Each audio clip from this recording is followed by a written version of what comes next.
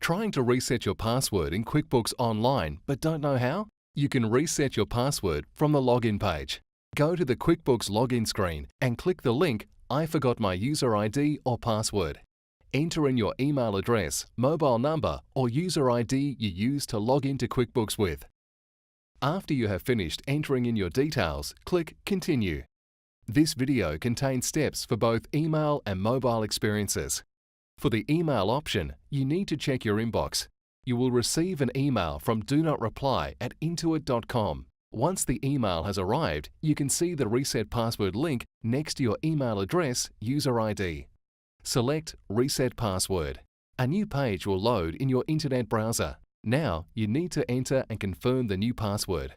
Once this has been entered, select Reset Password.